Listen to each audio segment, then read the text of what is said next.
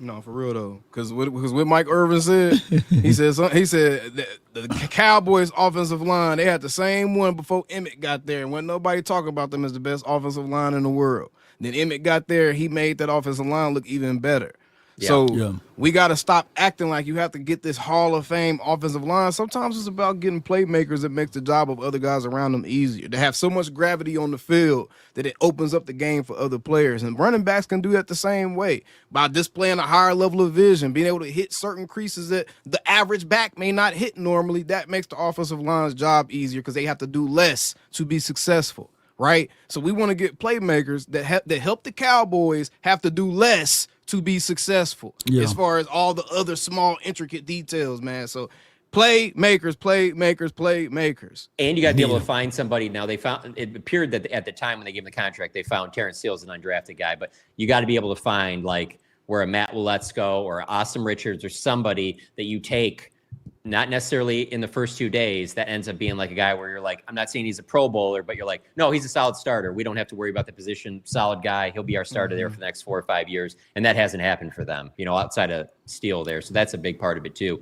I wanted to ask you guys this. So today, Ohio State had their pro day and Brian Schottenheimer was there.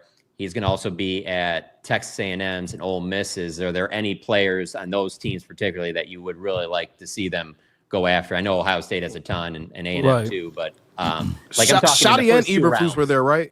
What's that? Shotty and Eberflus was at Ohio State, right? Ohio State. Right, so they're looking at both sides of the ball. So on the offensive side, obviously a three-headed monster. You're looking at Henderson, Judkins, and Emeka.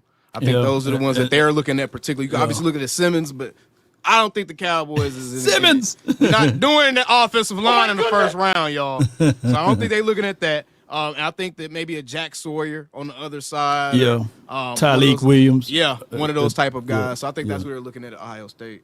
Yeah. And then Ole Miss, you got a Jackson Dart. You got, Trey Harris, Walter Nolan. Harris. Oh, yeah, Walter Nolan. Forgot about that. Yeah, been talking about Walter Nolan. So those are guys. Gosh. Yeah. And it's another wide receiver in Ole Miss. I keep slipping my name on him, but A&M, you got Shamir Turner. You got a whole bunch of guys that they probably kind of look at and say, okay, Scarleton's at A&M, ain't he? Scarleton, Yep. Nick, and he's right down the street from my guy B Tuck. He worked with him, so I mean, it's a lot of guys within those guys that they could be looking at. The 30-day visits.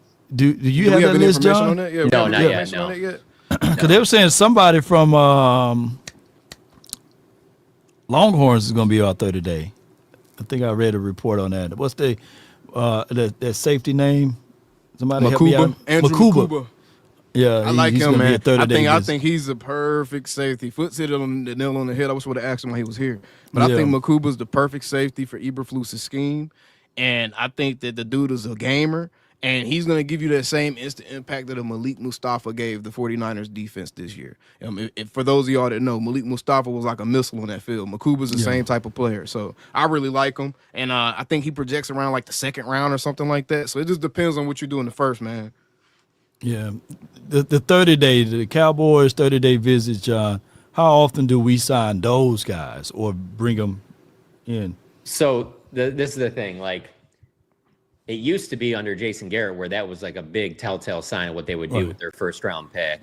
Under Mike McCarthy, it was more along the lines of, if they, in their, let's say, 7-8 man draft class, 2 or 3 of these guys are probably got a decent chance of being in, but you couldn't guarantee in the first round. I hate Mike McCarthy, bro. In the first round, you couldn't That man guarantee. was pencil whipping stuff, man. But in the first round, you couldn't guarantee it because that's, they got Micah, they got CeeDee Lamb. So those weren't necessarily guys that they had a big trail on, and that obviously worked out well for them. Also, I wanted to point out, obviously, because there's several people talking about in the chat, Trey Amos, the corner from Ole Miss. Okay, yeah. He is one of those longer corners that I can see them having interest in too in that second round. That's the thing. Like, so I wrote a piece today for The Athletic where it was like the top 40 players. Like, the Cowboys should be able to get 2 of those 40 players. I took out the quarterbacks, tight ends, safety, stuff like that. And I really do think they should be able to get 2 starting caliber players in those first, those 2 top 40 picks. So, yeah, I don't know